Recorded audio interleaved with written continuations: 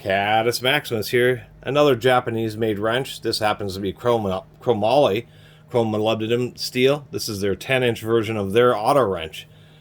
Adjustable wrenches are one of the most commonly made tools, and there happens to be quite a few different versions. I have a video about them. I'm going to have to update it because I've got some new ones. But there's been quite a few attempts at making ratcheting type adjustable wrenches. This company, Aigo, was a mid-tier Japanese tool manufacturer that was reasonably well respected. In the West, there isn't a lot of their tools, but about 10 years ago, they ended up going bankrupt. A lot of the tools I have seen are just standard adjustable wrenches, hand wrenches, that type of stuff, but it seems like this particular tool I couldn't find much information about, which is their auto wrench, or this happens to be their 10-inch ratcheting adjustable wrench. It is an interesting design. All these ratcheting adjustable wrenches seem to have different ideas for the designs. I think the weak point might be this pivot right here. Although, you know, I guess time would tell on how much force. It probably wouldn't take a lot of hammering. I suspect that instead of the pivot pin shearing, that you'd end up breaking out this little section of metal where it's held in, just because it's pretty thin.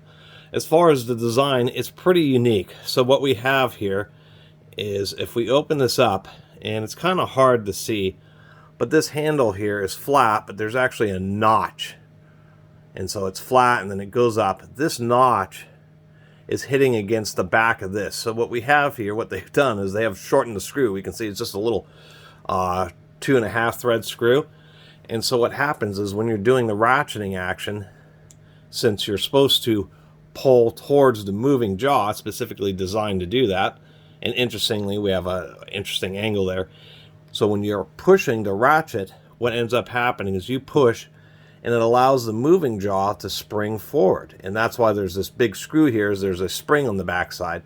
So this jaw springs forward, and we can see that the handle won't seat down until this jaw springs back.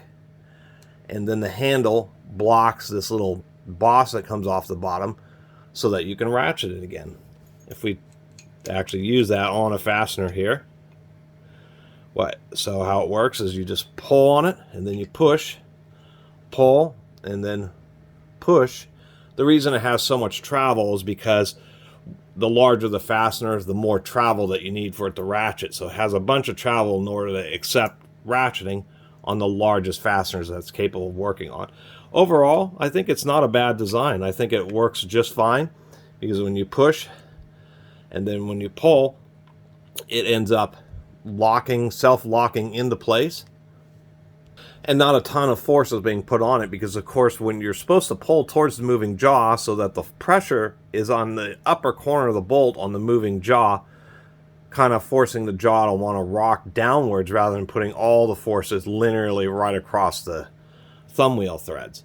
So I thought, you know, given the fact that this whole lower section is a bit larger to accommodate their little system here, it's actually a reasonable design for a ratcheting adjustable wrench.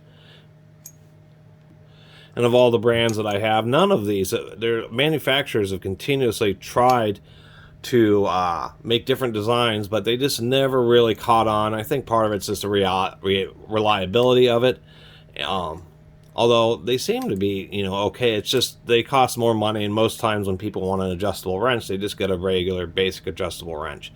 Although there's plenty of situations where if you're using an adjustable wrench, having a ratcheting one is nice. You know, as soon as you break the bolt, then you can actually run it out reasonably quickly.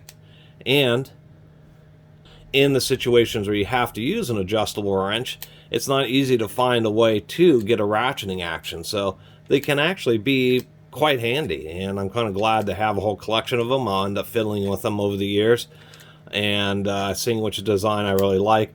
But I think this one's actually pretty good. It's pretty reliable. The strong spring kind of keeps a nice amount of tension. So as soon as the fastener gets loose, it will rock back and forth. And so, but once it's that loose, you can just pull it out by hand. And the mechanism actually seems fairly reliable. You just have to keep it relatively clean, so that this jaw mechanism can slide back and forth pretty easily. You want to make sure that it stays oiled and that type of thing. Anyway, This thought it was a interesting, unique design for a ratcheting adjustable wrench. This time by Aigo Tools of Japan.